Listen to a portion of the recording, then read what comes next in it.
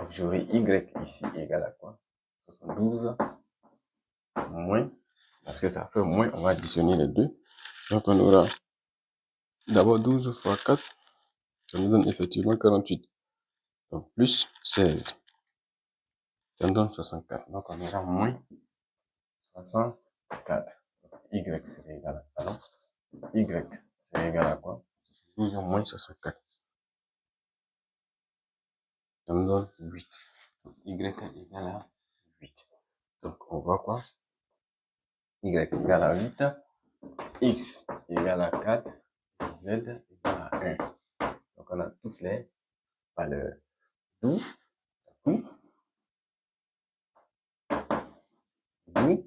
donner A, la formule brute, C, X qui est égal à 4, C 4, H qui est égal à Z qui est égal à 8, et l'oxygène qui est égal à 1. Donc, voici effectivement A. Sa formule brute est C4H8O. Salut, j'espère que vous allez bien. Moi, je vais super bien. On va faire un exercice sur composés carbonylés, aldéhyde et cétone. On lit l'exercice. Au cours d'une séance de travaux dirigés de chimie, votre professeur met à votre disposition les résultats des expériences qu'il a réalisées sur un composé oxygéné à des formules brutes CXH, Y, O, Z. Expérience 1. Une analyse élémentaire montre que sa masse molaire moléculaire est Ma égale à 72 grammes par mol, qu'il contient en masse 66,7% de carbone et que sa molécule contient un seul atome d'oxygène. Expérience 2. Ce composé donne un précipité jaune-orangé en présence de la 2,4-DNPH. Expérience 3. Ce composé donne un test positif avec la liqueur feeling en milieu basique. Expérience 4. Une analyse plus poussée montre que sa chaîne carbonée est linéaire. Le professeur vous demande d'écrire l'équation bilan de la réaction chimique entre le composé A et la liqueur de feeling. Donné, on donne le groupe Reynolds qui est quoi? Cu2 plus Cu2O. Masse molaire du carbone qui est 12 grammes par mol.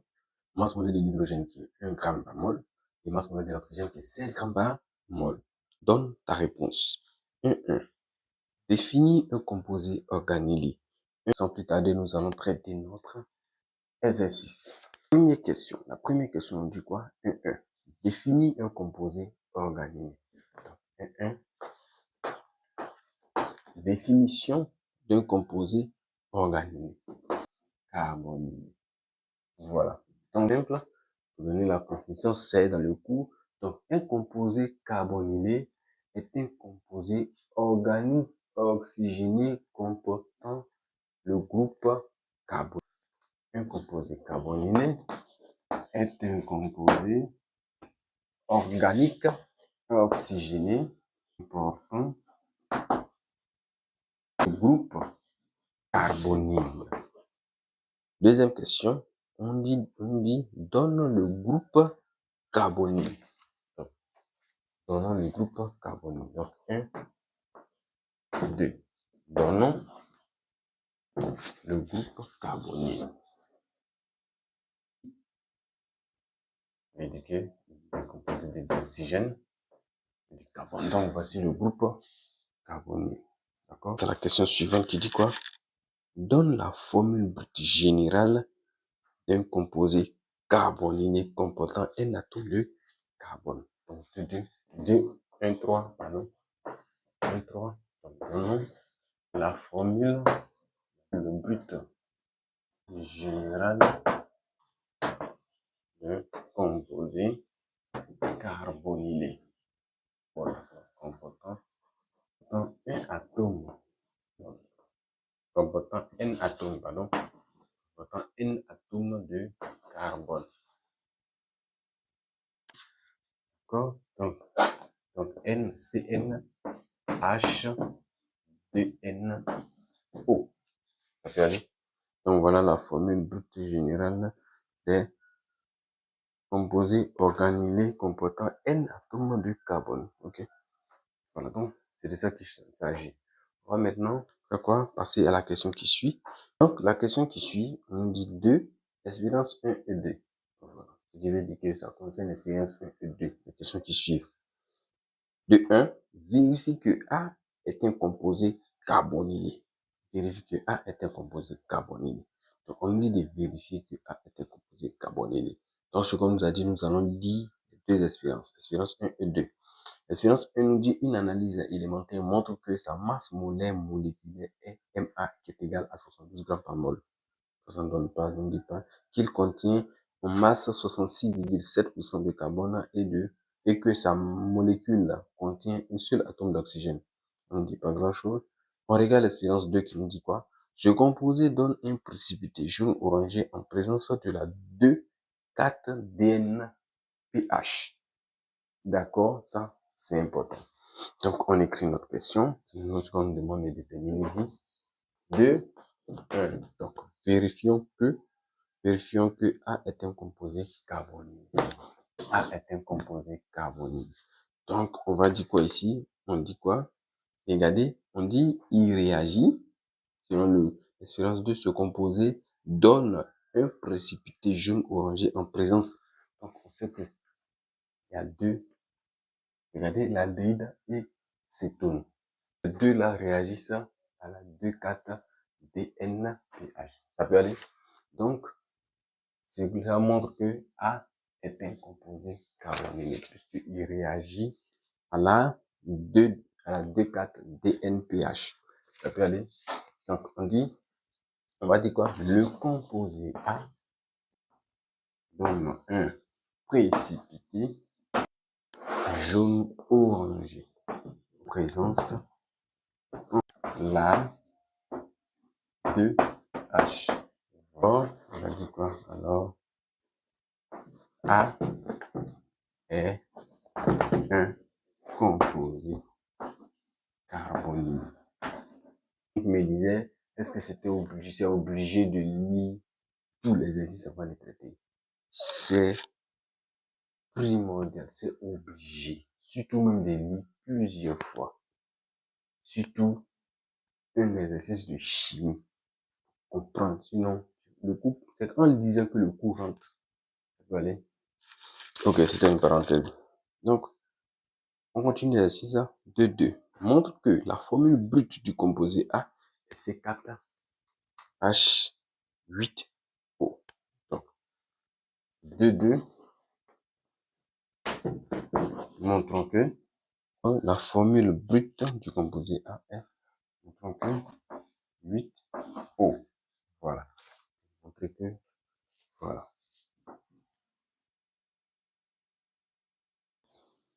Ok.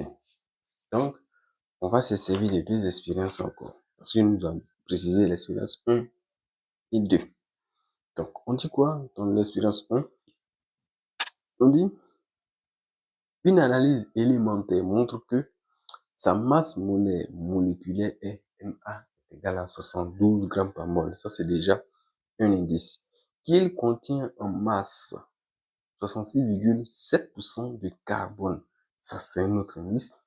Et que sa molécule contient un seul atome d'oxygène. C'est encore un troisième indice. D'accord? On nous dit ici que sa structure d'abord est CXHYOZ. D'accord? Et on nous dit sa masse molaire, d'accord, est égale à 72 grammes par mol. Ça peut aller? Et on nous dit qu'encore, il y a un seul atome, cette structure moléculaire a un seul atome d'oxygène. D'accord? Ce qui veut dire que Z qui est là est égal à 1. D'accord? Z égale à 1. C'est ce que ça veut dire. À 1. Pourcentage du carbone est égal à 66,7. D'accord? Donc, masse, le pourcentage du carbone, il est égal à 66,7. On va passer en haut ici, je suis fatigué de m'abaisser. Dans la formule, pourcentage de carbone égal à quoi? La masse molaire du carbone multiplié par X, ça peut aller sur la masse molaire du composé, c'est-à-dire du A, multiplié par 100. Ça peut aller, j'espère qu'on voit. Ça équivaut à dire quoi? On va écrire ça normalement. Donc, pourcentage de carbone égal quoi? Donc, on va écrire ça en même temps. Donc, on aura x, d'accord, multiplié par 100. Je vais mettre ça ici pour qu'on puisse se... J'espère qu'on se comprend. Je vais monter le 100 seulement. Rien d'autre. Sur la masse molaire, sur MA. D'accord? C'est X là qui nous intéresse. D'accord? Donc, ça implique quoi? Ça implique quoi? Ça implique qu'on va développer. Donc, on aura masse molaire de A, pourcentage de carbone égale à ce qui est là. Donc, ça fait MC, d'accord? X, c'est multiplié 100. Je vais trouver ça autrement. Moi, c'est pour faciliter les choses. Maintenant, qu'est-ce que je fais? Je veux le XL, X, je veux. Ça implique quoi? Ça implique, je vais envoyer ça comme ça. D'accord? Donc, j'aurai 100, d'accord? 100 MC X égale à MA, pourcentage de carbone. D'accord? Je viens ici, je fais pas à pas pour que vous puissiez comprendre. Donc, je vais faire quoi? Je vais prendre, je vais chercher le X. Donc, j'aurai X égale à quoi? Tout ça va partir de l'éliminateur et l'éliminateur de celui-là. Donc, on aura MA, pourcentage multiplié par pourcentage de carbone sur 100 MC. Donc, c'est X qui est là. Ce qui veut dire, si je vais encadrer la formule, c'est celle-là. D'accord? Je vais essayer ici. Donc, j'aurai en application numérique, X, c'est égal à quoi? La masse molaire des temps, lui, c'est égal à quoi? 72. 72 multiplié par 66,7. C'est ce qu'on nous a donné. Sur, lui, c'est de 12, donc 12 fois 100.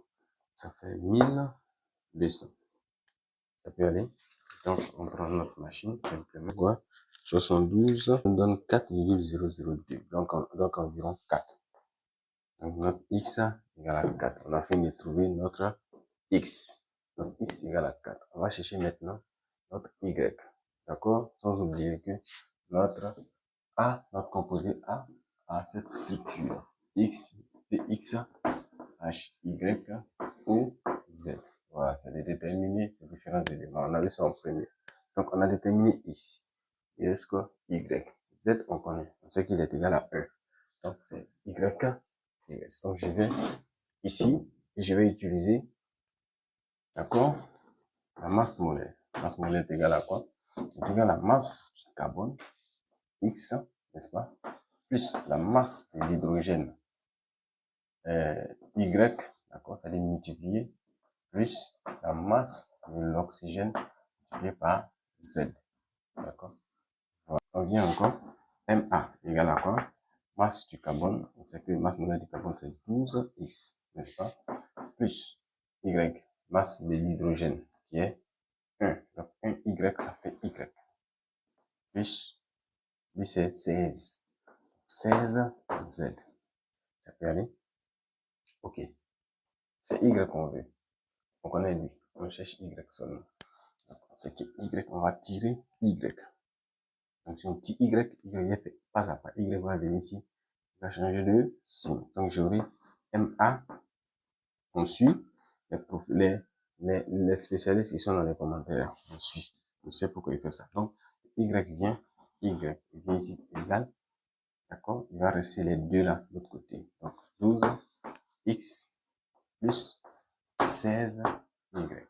D'accord?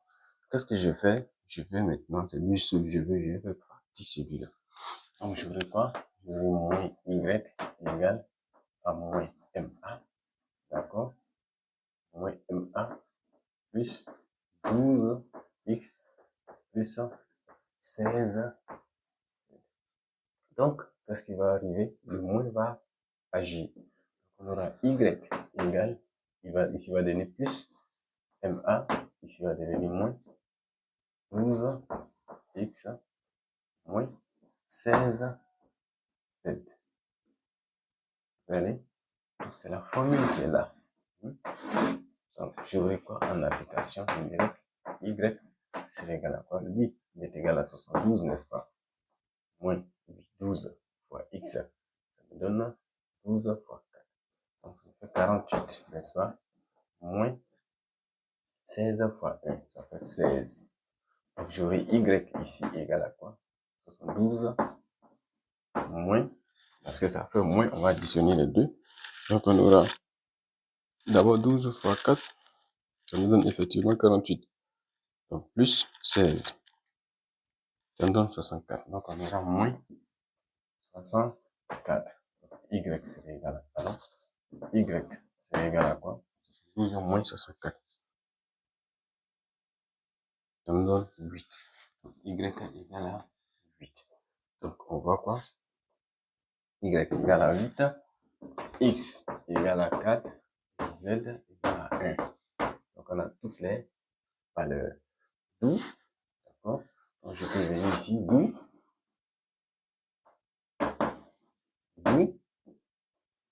A, composé A, pour formule brute, C, X qui est égal à 4, C4, H qui est égal à Z qui est égal à 8, 8, et l'oxygène qui est égal à 1, 1. Donc, voici, effectivement, A, sa formule brute est C4H8O. On continue avec la question qui suit. On continue, on lit la question qui suit. 3, expérience 3 et expérience 4. 3.1 donne la fonction chimique du composé A. Donc, c'est pour nous dire qu'on a lire l'expérience 3 et l'expérience 4 pour déduire la fonction chimique de A. C'est de ça qu'il s'agit. Donc, on lit l'expérience 3 qui dit quoi? Ce composé donne un test positif avec la liqueur de Fehling en milieu basique. Expérience 4. Une analyse plus poussée montre que sa chaîne carbonée est linéaire. Le professeur vous demande d'écrire l'équation bilan de la réaction chimique entre le composé A de la liqueur et la liqueur de Fehling. Donc, c'est l'expérience 3 qui nous intéresse ici par rapport à la question qui est là. La question qui nous dit de donner la fonction chimique du composé A. D'accord? Donc, l'expérience 3 nous dit ce composé donne un test positif avec la liqueur de Fehling. D'abord, les composés carbonylés, on sait que eux, ils réagissent à tous deux ensemble avec, que ce soit l'aldéhyde, l'acétone, ils réagissent, d'accord, avec la 2,4-DNPH. Les deux réagissent ensemble, d'accord? Ils donnent un précipité jaune orangé. Cependant, c'est l'aldéhyde seulement qui réagit avec la liqueur de Fehling. Donc, on dit ici que dans l'expérience 3, ce composé donne un test positif avec la liqueur de Fehling. D'accord? Donc, immédiatement, on sait que la fonction chimique du composé A ici, c'est A est un aldéhyde. C'est tout ce que nous devons dire. Donc, on écrit 3.1, donnons la fonction chimique de A. 3.1, donc A est un aldéhyde. A est un aldéhyde. Pourquoi? Parce qu'il réagit positivement à la liqueur de Fehling. C'est tout ce qu'on doit dire si on nous demandait de justifier. Ça peut aller.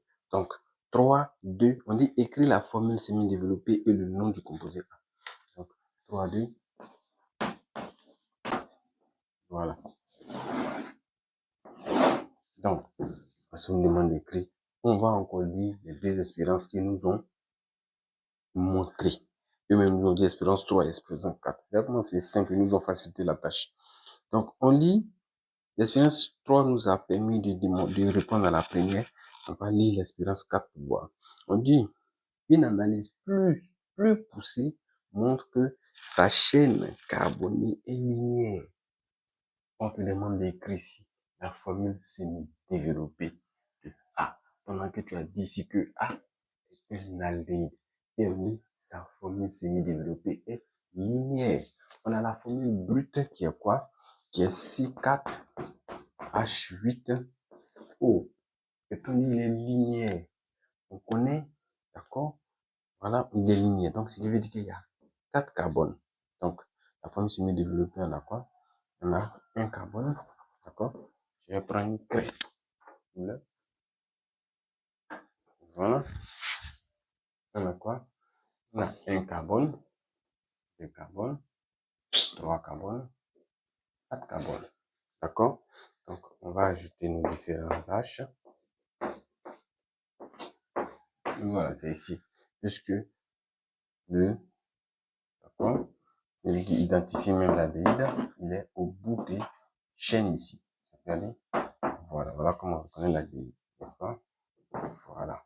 Donc, on a fini comme ça. Il reste maintenant à donner le nombre, d'accord, les atomes d'hydrogène maintenant. Ici, on a 3, s'est relié à un seul. Ici, il a relié 2, alors qu'il a 4.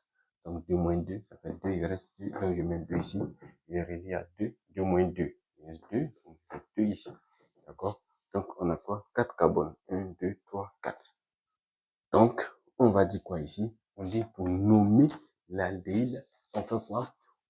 On prend le nom correspondant, le nom de l'alcool correspondant ici. Si c'est pour nommer un alcool, on a 4 carbones, donc c'est quoi? C'est le butane. On fait quoi? On enlève le E final et on ajoute un al. C'est tout. Donc, si ici, pour donner le nom, j'ai quoi? J'ai butane. D'accord? Si j'ai butane, je vais faire on dit d'enlever le E final pour mettre un al. Donc, c'est quoi? Je mets al ici. J'ai quoi? Butanal. Donc, voici le nom de composé. La formule semi-développée et le nom du composé. C'est tout. On lit la question qui suit, qui nous dit quoi? Précise ce qu'on observe dans le tube à essai après la réaction de l'expérience 3. On nous dit l'expérience 3 ici, ce composé donne un test positif avec la liqueur de Feeling bien basique. Donc, précisons ce qu'on observe dans le tube à essai. Donc, voilà, ce qu'on observe. Ce qu'on observe, d'accord, dans l'expérience 3. On dit il réagit avec la liqueur de Feeling. Donc, comme il réagit avec la liqueur de Feeling, ce qu'on observe dans le tube à essai, c'est un précipité rouge brique d'oxyde de cuivre. D'accord? Donc, hein, on observe un précipité rouge brique d'oxyde de cuivre, 1. D'accord? La famille, c'est quoi? Cu2O. Voilà. Donc, on observe un précipité rouge brique d'oxyde de cuivre 1. Donc, voilà ce qu'on observe. Ce qui concerne la question 3.3. Maintenant, la dernière question, je pense, on dit quoi?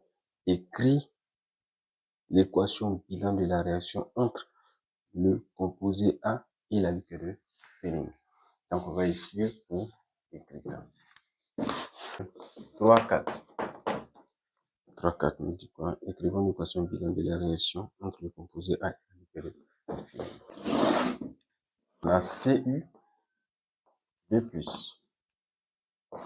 Ça, c'est le premier groupe, d'accord? Et puis Cu2O. D'accord? Donc, on dit au cours de cette réaction entre l'équation, au cours de l'équation bilan de cette réaction entre la liqueur de Feeling et le composé A, c'est-à-dire l'aldéhyde, d'accord? L'ion cuivre 2 est réduit en quoi? En oxyde de cuivre 1. Maintenant, l'aldéhyde est oxydé en ion carboxylate. Donc, ici, notre aldéhyde, on a donné sa chaîne, qui est quoi? Bon, je mets la formule, d'accord? Qui est R-COH.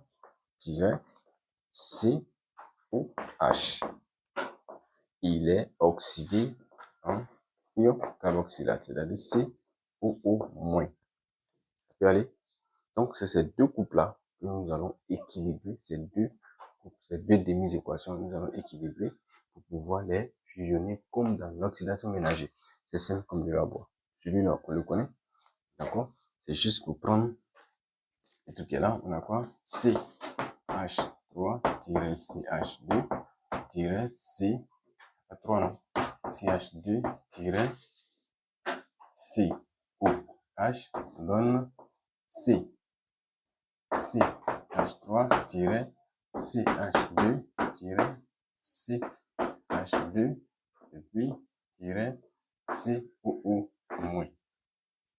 Voilà, donc voilà ça. C'est les deux couples-là que nous allons chercher à équilibrer, les deux demi-équations. Donc, chercher à équilibrer pour pouvoir soulever le temps. D'accord? Donc, si on prend le trait uni ici, bon, ayons U cuivre 2, c'est-à-dire CU2 plus. Ici, on a quoi? On a l'oxyde de cuivre 1, c'est CU2O. On va chercher à équilibrer, on dit au milieu basique. Donc, ce qui veut dire qu'il réagit avec l'ion hydroxyde. Ça peut aller. Et on obtient quoi? De l'eau. C'est-à-dire H2O. Voilà. Donc, c'est cette équation que nous allons chercher à équilibrer. On regarde ici. On a un Cu. Ici, on a deux Cu. Donc, on va mettre un 2 Cu ici. Je prends l'autre couleur. Je mets un 2 ici. Ça peut aller. OK. Maintenant, les Cu sont équilibrés. Je regarde les oxygènes. Ici, on a un oxygène. On a combien d'oxygène ici? On a 2. Donc, je dois mettre un 2 ici pour avoir un 2 oxygène. Ça peut aller? On continue. Maintenant, j'ai 2 oxygènes. Je vais regarder maintenant les hydrogènes. J'ai combien d'hydrogènes ici? J'ai 2. Et j'ai combien d'hydrogènes ici? J'ai aussi 2. Maintenant, je vais regarder du côté des charges. J'ai combien de charges ici? J'ai 2 charges positives. J'ai pas de charge ici. D'accord? Qu'est-ce que je vais faire? Je vais retirer les 2 charges positives qui sont ici. Ça peut aller? Je vais les retirer. Quand je vais retirer, je vais faire quoi? Je fais plus 2 E moins. Donc, on est maintenant équilibré. Est-ce que vous avez compris? Voilà. Donc, une seule flèche. On prend la deuxième équation. La deuxième demi-équation. D'accord? Donc, je prends ça. Je fais quoi? Je vais détailler ici. Et CH3 CH2, c'est ça, non? CH2 COH. Et ici, j'ai quoi? Je vais avancer ici. J'ai CH3 CH2 CH 3 2 COO moins. Ion carboxylate. Ça peut aller? OK. C'est un milieu acide. Milieu basique, pardon. Donc, plus H ou H moins. Et ça donne de l'eau, H2O. Ça peut aller? OK. Ça donne H2O. Donc, qu'est-ce que je fais? Je vais chercher maintenant à équilibrer. Voilà. Donc, les carbones, ils restent intacts. On regarde maintenant on va regarder les hydrogènes, les oxygènes d'abord. On a combien d'oxygène ici? On a 2. Ici, on a combien d'oxygène? On a 3. 1, 2, 3. Vous voyez? On a 3 oxygènes. Ça peut aller? OK. On a 3 oxygènes ici, on a 2 oxygènes ici. Donc, qu'est-ce que je fais? J'ai 3 oxygènes ici, j'ai 2 oxygènes ici. Mais, pour équilibrer ici, je ne vais pas ajouter la quantité d'eau. D'accord? Donc, qu'est-ce que je fais? Je mets 3 ici. Donc, 3, j'aurai quoi ici? 3 oxygènes plus 1 oxygène, ça fait 4 oxygènes. Je regarde ici, j'ai combien d'oxygène ici? 1, 2, 3 oxygènes ici. Donc, ça me fait toujours 3. Ici, j'ai 4. Donc, qu'est-ce que je fais? Je vais faire quoi? Je vais mettre 2 ici, pour que j'ai ici 2 oxygènes, puis 2 oxygènes. D'accord? 2 oxygènes, 2 oxygènes. Ça me fait 4 oxygènes. Ici, j'ai 3 oxygènes plus 1 oxygène, ça me fait 4 oxygènes. Donc, c'est équilibré. OK? Maintenant, je vais regarder le côté hydrogène. Je regarde, j'ai combien d'hydrogène ici? J'ai 3. 3 plus 2, ça fait 5. 5 plus 2, ça fait 7. 7 plus 1, ça fait 8. 8 plus 3. 3 la partie en là. Ça fait 11. Donc, j'ai 11 hydrogène ici. Je viens ici, j'ai 3. 3 plus 2. 3 plus 2, ça fait 5. 5 plus 2, 7. 7 plus 4. Voilà ça. Ça fait 11. Donc j'ai 11 hydrogènes. C'est équilibré. Ça peut aller. Donc j'ai fini sur ce côté-là. Il me reste quoi? Les charges. Ici, j'ai combien de charges négatives? Parce qu'il n'y a pas de charge positive ici. Il y a 3 charges négatives ici. Ça peut aller. Ici, j'ai combien de charges? Ici, j'ai une seule charge négative. Donc, qu'est-ce que je dois faire? Je dois avoir 3 charges négatives. Il y a 3 charges négatives ici. Je dois avoir aussi 3 charges négatives ici. Donc, qu'est-ce que je fais? Je vais ajouter plus 2 électrons sur ce côté. Donc, 2 électrons ajoutés à une charge négative ici, ça va donner 3 charges négatives. Donc, je n'ai plus de place, mais je vais serrer ici. J'espère que celui qui suit la vidéo sait de quoi il s'agit. Donc, il y a 2 moins ici. D'accord? Donc, voilà ce que j'obtiens. Maintenant, c'est équilibré. Et c'est cette équation-là que je vais additionner pour faire l'équation finale. J'aurai 2. D'accord? Donc, ça me fait 2 CU. 2 plus. Et j'ai fait quoi? Plus celui-là. Plus, d'accord? CH3-CH2-CH2-COH. Ça peut aller. Maintenant, je regarde les ions hydroxyde. Ça peut aller. J'ai combien ici? Il y a 2. J'ai 3. Donc, ça me fait plus 5 ions hydroxyde. Donc, 5 ici. D'accord? OH-. D'accord? Et je regarde encore. On a les électrons. Les électrons vont, regardez, voilà, ils vont s'annuler. Donc, qu'est-ce que j'ai? J'ai ma liaison. Et je vais prendre le côté ici. Donc, j'ai quoi? J'ai quoi sur ce côté? J'ai Cu2. Ça peut aller? Voilà, l'oxyde de cuivre 1. D'accord? Plus, j'ajoute lui, CH3-CH2-CH2, aller, COO moins. Il me reste quoi? H2O. Donc, plus H2O, c'est quoi? J'ai combien ici? J'ai 2. J'ai 1 ici. Ça me fait 2 plus 1, ça me fait 3. Donc, j'ai 3 H2O. 3 H2O. H2O. C'est ce que vous avez compris. Donc, voici l'équation bilan qu'on nous demande. Donc, l'équation bilan de la réaction entre le composé A, qui est l'aldéhyde, c'est-à-dire le butanal, et la liqueur de Fehling. Simple comme de l'eau bois. C'est juste la technique et tout va passer. Les questions dans les commentaires. Merci.